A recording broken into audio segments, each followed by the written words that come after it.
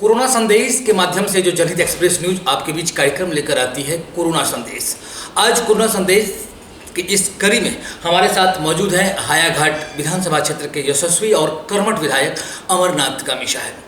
हम आपको दिखाएंगे कि अमरनाथ गामी साहब जो हायाघाट क्षेत्र के विधायक हैं किस तरीके से इस कोरोना वायरस से बचने का संदेश और जो विभिन्न समस्याएं वर्तमान स्थिति में उत्पन्न हुई है उससे कैसे हम निपटें, कैसे इस समस्या से हम उबर सकते हैं, इस पर कुछ विचार विमर्श करेंगे। आज हम हायाघाट के विधायक अमरनाथ गामी के साथ। विधायक जी, आपको सबसे पहले नमस्कार। स्वागत है आपका जनहित एक्सप्रेस न्यूज परिवार में। आप हायाघाट क्षेत्र से विधायक हैं और वो कुछ ग्रामीण क्षेत्र पड़ता है। सबसे पहले तो आप ये संदेश दें श्रोताओं को, जनताओं को, जो इस विकट परिस्थिति में हम अपना बचाव खुद से कैसे कर सकते हैं। देखिए, निश्चित रूप से कोरोना संक्रमण से डरने की ज़रूरत नहीं है, सावधानी की ज़रूरत है। ये अन्य वायरस की तरह एक वायरस है जो खतरनाक है और इसका कोई इलाज नहीं है। छुआछूत की बीमारी है और एक दूसरे के संपर्क में आने से ये बीमारी पड़ता है। तो निश्चित रूप से जब हम एक दूसरा से बातचीत करते हैं, मुंह का लार थूक जो एक दूसरा पे पड़ता है तो उससे सामने वाला के व्यक्ति का संक्रमित होता है। इस कारण से मास्क का उपयोग हर हाल में हर व्यक्ति को करना चाहिए और आवश्यकता नहीं है तो घर से बाहर नहीं निकलना चाहिए। घर से बाहर अगर निकलते हैं बहुत ज़रूरी काम से, जब काम करके घर लौटते हैं तो तुरंत अपना हाथ साबुन सैनिटाइजर से साफ करना चाहिए और घर के अंदर भी, अपने परिवार में भी, समाज के अंदर भी आप 2 गज की दूरी बना कर रखें और किसी से बात करें तो सामने वाला भी मास्क पहने हो, आपके पास भी मास्क हो। इतना अगर हम करते हैं तो ये बीमारी से बच सकते हैं। ये बीमारी बहुत ज़्यादा, इतना ही है कि इसका अभी कोई दवा नहीं बना। बाकी मृत्यु दर बहुत कम है, लेकिन तब बूढ़े, बच्चे, गर्भवती महिलाएं उनको होता है तब मृत्यु दर बढ़ जाता है। इसलिए ज़रूरी है कि हम संक्रमण से बचें और सामने वाला को संक्रमित करने से बचाएं। अगर ऐसा करते हैं तो निश्चित रूप से अपने बिहार में, जैसे ग्रामीण क्षेत्र में, मेरे क्षेत्र में इस बीमारी का कोई प्रभाव अभी तक नहीं किया, भगवान करेगा जाएगा भी नहीं। और गांव के लिए भी लोग भी ये 2 महीना के लॉकडाउन में बहुत कुछ सीखे हैं और गांव के अंदर भी जाइएगा तो लोग सोशल फिजिकल डिस्टेंसिंग का पालन करते हैं और नए लोग जो बाहर से अपने भाई बंधु भी आते हैं उनको भी समझाने का काम करते हैं, आप क्वारंटाइन हो जाए, क्योंकि ये बीमारी 14 दिन के बाद लक्षण दिखता है या 14 दिन के बीच में दिखता है। तो जब आप कहीं से आ रहे हैं यात्रा करके, तो यात्रा के क्रम में किन से मिले, रोगी थे या नहीं थे, हो सकता है सस्पेक्टेड हो, अनजाने में आपसे मिले हों और वो संक्रमण आप अपने साथ घर ले आए। क्वारंटाइन होने से अगर आपके अंदर किसी तरह का समस्या है तो वो दिख जाएगा और नहीं है तो स्वस्थ है आप घर चलेगा। ये ध्यान रखना चाहिए कि ये जो क्वारंटाइन करने का जो नियम है आपके और समाज के, आपके परिवार के लिए है, न कि कोई किसी तरह का सजा है। सरकार आपके सहयोग के लिए नियम कानून बनाई है। आप पुलिस से कुछ कड़ाई करते हैं तो आपके लिए करते हैं। आज जो सुरक्षात्मक मानक है सबको मानना चाहिए।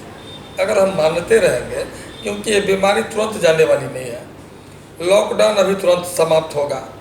कहा कि दिनचर्या जीने के लिए व्यावसायिक जो स्थिति है वो चालू करना पड़ेगा। आपका ये पुनः दिनचर्या वापस आएगा, बीमारी तो रहेगा। अब बीमारी रहने के बाद हम दिनचर्या कैसे जिएंगे, तो मात्र एक ही कारण है, फिजिकल डिस्टेंसिंग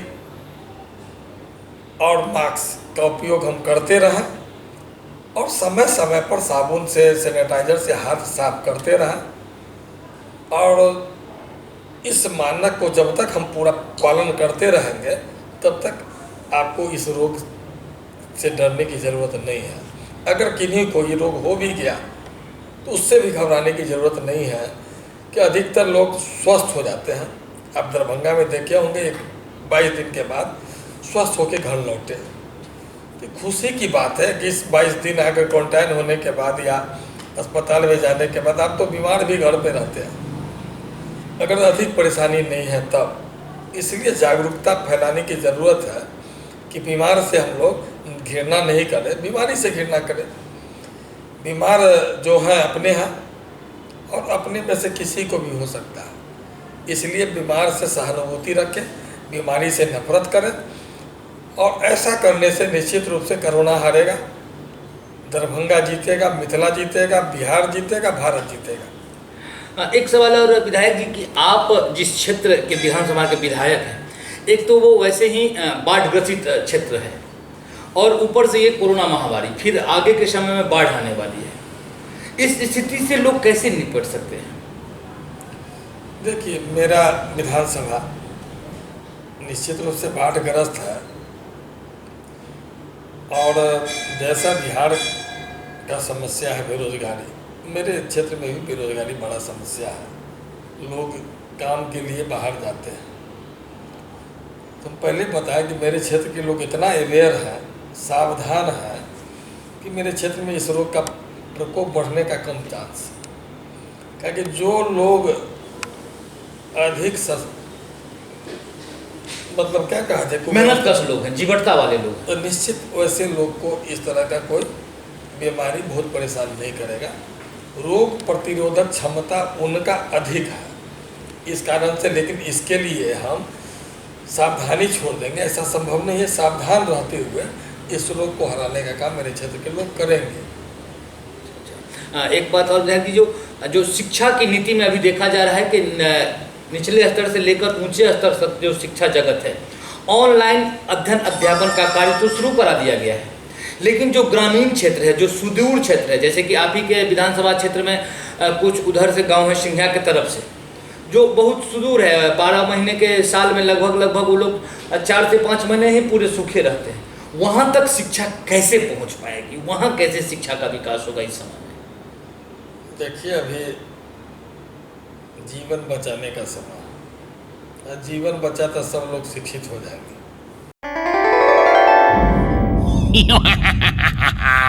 तेरे हाथों पे बैठा हूँ मैं, कर रहा हूँ तेरा इंतजार। मुंह में जाऊंगा तेरे, कर दूंगा तुझको बीमार।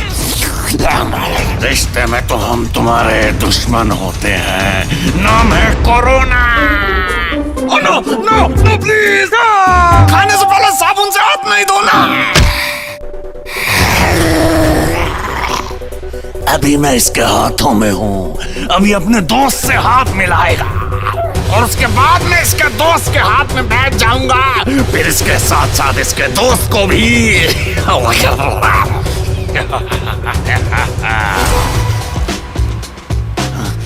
अरे ये क्या हो रहा है?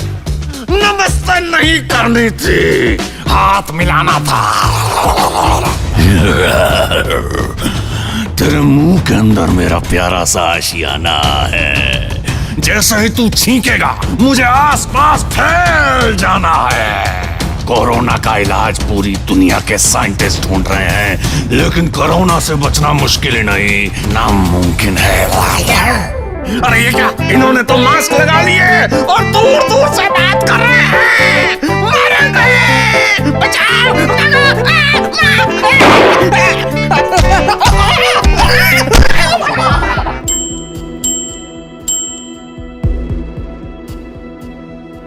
विधायक जी, एक बात और है कि अक्सर ये देखने को मिल रहा है कि राज्य सरकार और केंद्र सरकार के तमाम प्रयास के बावजूद भी मजदूर जो हैं वो पलायन कर रहे हैं और स्वयं पैदल निकल पड़ते हैं, किसी जुगाड़ गाड़ी से निकल पड़ते हैं। ऐसे जो लोग हैं उनके लिए क्या संदेश दे रहे हैं? जो भी विकसित प्रदेशों में कार्य कर रहे थे वो सारे लोग को इस बीमारी के वजह से एक डर सा हो गया है कि हम घर जाएंगे, घर के लोग के साथ रहेंगे, अगर प्रदेश में कुछ होता है तो समस्या होगी। इस कारण से भगदड़ की स्थिति है और स्थानीय लोग जहाँ से वो आ रहे हों वो लोग भी कुछ इस मतलब सुझाव देने में कि जाइए आप घरे ठीक है, नहीं तो इस तरह से भगदड़ पैदल या अन्य गाड़ी से लोग नहीं आते। आप देखते होंगे 4,000-5,000 भाड़ा दे के ट्रक पर बस पर लोग लद के आ रहे हैं। उनके अंदर का डर ऐसा करने को मजबूर कर रहा है। लेकिन जो निकल गए वहाँ तक आपकी आवाज़ नहीं जाएगी, मेरी आवाज़ आप पहुँचा नहीं पाएंगे। लेकिन अगर जो इधर उधर से आ भी गए उनसे आग्रह है कि आप क्वारंटाइन हो जाए सरकारी व्यवस्था में या घर में, और एक दूसरा से मिलने से परहेज करें। ताकि जिस तरह से आप विकसित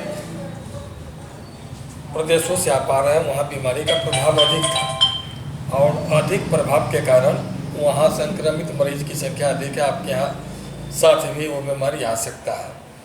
इसलिए अपने प्रदेश, अपने ज़िला, अपने गांव, घर को भी सुरक्षित रखने के लिए क्वारंटाइन होना ज़रूरी है।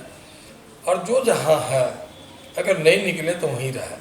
राज्य सरकार बहुत सारे ट्रेन विभिन्न प्रदेशों से मंगवा रही है और अपना बारी का इंतज़ार करें।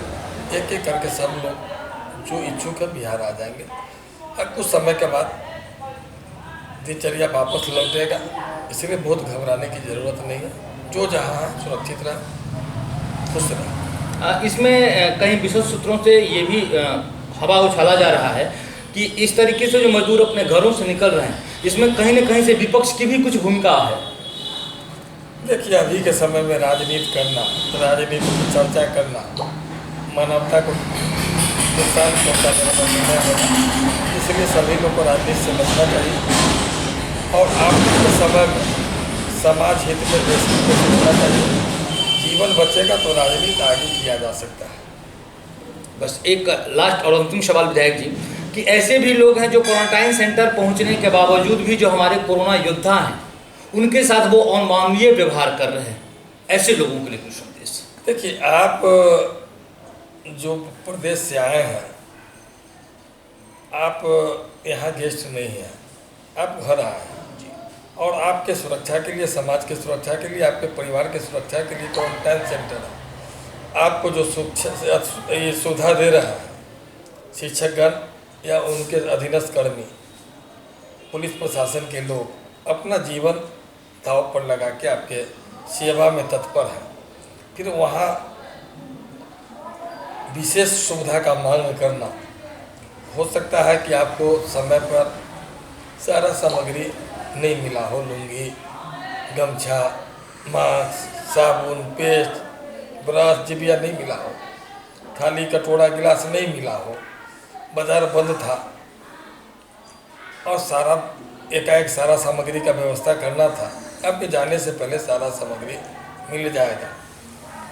और जहाँ तक हम कल विभिन्न क्वारंटाइन सेंटर पर खुद निरीक्षण किए तब पाया गया कि खाना का कहीं कोई समस्या नहीं, सारे लोग भोजन से संतुष्ट थे।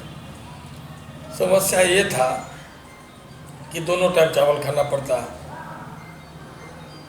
और दोनों टाइम चावल खाने से हलवा चावल है, गैस बनता है, थोड़ा रोटी मिक्स हो जाए, चावल बदल जाए, तो एक माइनर था, सुझाव था उन लोग का। बाकी कुछ राजनीतिक लोग जो अपने को ख्याति पाने के लिए एक दूसरा को भड़काने का काम करते हैं, उससे भी आज के समय में परहेज करना चाहिए। क्या कि केवल मानव सेवा के लिए ये समय है, राजनीति के लिए समय नहीं है। सब लोग एक दूसरा से मिलकर इस बीमारी पर विजय प्राप्त करेंगे, ऐसा समझ के कार्य करना चाहिए। एक सवाल और, आप विधायक हायाघाट विधानसभा क्षेत्र से हैं, आपका आवास दरभंगा शहरी क्षेत्र में है और ऐसा प्रायः सड़कों पर और आम जगहों से मिलने को, सुनने को मिल रहा है कि विधायक जी के द्वारा शहरी क्षेत्र में भी लोगों को और हायाघाट विधानसभा के क्षेत्र के लोगों को भी भारी पैमाने में राशन बांटा गया था। ये आप कैसे दूरी बीच का पाटते हैं? एक तरफ हायाघाट विधानसभा, दूसरी तरफ नगर विधानसभा और दोनों ही क्षेत्रों में आपका समाविष्ट, कैसे ये दूरियाँ? देखिए, एज ए जनप्रतिनिधि हायाघाट का जवाबदेही मेरे ऊपर है और एज ए दरभंगा शहर का बेटा, शहर का भी सेवा का दायित्व मेरा है। दोनों में समन्वय निश्चित रूप से होता है। अब देखिए उनके शुरुआती दौर में 5 महीना का वेतन डायरेक्ट हम जनता के बीच खर्च करने का काम किया।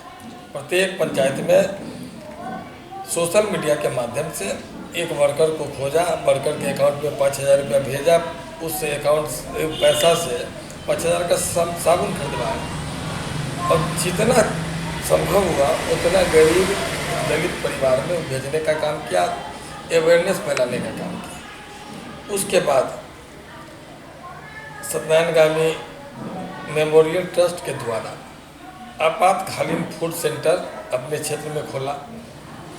ऐसा कोई गरीब जो अन्न के बिना जिसका जीवन प्रभावित हो, उन तक एक खाद्य पैकेट पहुँचना चाहिए। लॉकडाउन था, मुझे भी लॉकडाउन का पालन करना था, हर जगह हम पहुँच नहीं सकते थे। हमने मीडिया, प्रशासनिक पदाधिकारी, राजनेता, समाज सेवी से मदद मांगी। बहुत सारे लोग आगे आए और सबने मदद किया। लगातार 2 महीना से वितरण चला। आज आप भी देख सकते हैं कि मेरे यहाँ इतना सामग्री बचा हुआ जो निश्चय किए कि अपने घर के आजू बाजू जो जरूरतमंद है उसको हम अपने घर से बांटेंगे। क्योंकि अब जनजीवन खुल चुका है, बाजार खुल चुकी है और 10-20% जो मार्केट खुलना बाकी है वो भी खुल जाएगा। अब कामकाज का कोई दिक्कत नहीं है। सरकारी राशन भी आ चुका है। शुरुआती दौर में सरकार का राशन आने में विलम्ब था। उस समय फूड पैकेट की आवश्यकता थी। उस समय भारी पैमाने पर लोगों में ये काम किया गया, लोगों के बीच वितरण किया गया। तो निश्चित रूप से मानव सेवा से बड़ा तो कोई सेवा है नहीं। राजनीति से उठ के बहुत सारे संस्था ये काम को किए हैं, सब धन्यवाद के पात्र हैं और जो हमें सहयोग किए हैं वो भी धन्यवाद के पात्र हैं। इस विपदा के घड़ी में हम लोग मानव सेवा में मानव के लिए काम किए हैं, जो हमको सहयोग किए हैं। सभी मित्र को आपके माध्यम से धन्यवाद देते हैं, आभार प्रकट करते हैं। आपने देखा कि विधायक जी ने कितनी ही सरलता से सारी बातों का जवाब दिया और आप लोगों के लिए वो सारी तमाम बातें कहीं जो आज के स्थिति में आपके लिए दिनचर्या के लिए बहुत ही काफ़ी फायदेमंद साबित होगा। और साथ ही मैं बताता चलूं कि ये जो परिवार है, विधायक जी का जो परिवार है और ये जो अभी बताएं सत्यनारायण गामी मेमोरियल ट्रस्ट के द्वारा जो राशन वितरण किया गया, मैं आपको बताऊं कि सत्यनारायण गामी द्वारा पूर्व में भी ऐसे कई सारे काम किए गए हैं। ये इनका एक परंपरा बन गया है इनके परिवार का। इसे हम पारिवारिक परंपरा कह सकते हैं और इस परंपरा का भी इन्होंने निर्वहन किया। एक जनप्रतिनिधि का जो परंपरा होता है उसका भी इन्होंने निर्वहन किया। ऐसे कह सकते हैं कि ऐसे सरल व्यक्तित्व, ऐसे धनी व्यक्तित्व का जो मालिक है, इनके जो संदेश हैं हम लोगों को आत्मसात करना चाहिए। विधायक जी, जनहित एक्सप्रेस न्यूज को समय देने के लिए आपको बहुत बहुत धन्यवाद। नोवल कोरोना वायरस एक संक्रामक बीमारी है। कोरोना वायरस संक्रमित व्यक्ति के बोलने, खांसने और छींकने पर एक व्यक्ति से दूसरे व्यक्ति में फैलता है। आइए जानते हैं वो उपाय जिनसे हम इससे बच सकते हैं। सबसे पहले जरूरी है कि अपने हाथों को बार बार साबुन और पानी से धोकर साफ रखें। अपनी आंखों, मुंह और नाक को छूने से बचें। खांसते या छींकते वक्त अपने मुंह को रुमाल या अपनी बाहों से ढक लें। भीड़ वाली जगहों पर जाने से बचें। अगर आपको थोड़ा सा भी बुखार या खांसी हो तो घर पर ही रहें। बुखार, खांसी या सांस लेने में दिक्कत हो तो मेडिकल सहायता लें, लेकिन पहले फोन करके उनसे बात करें। अफवाहों से बचें, जागरूक बने, स्वस्थ रहें।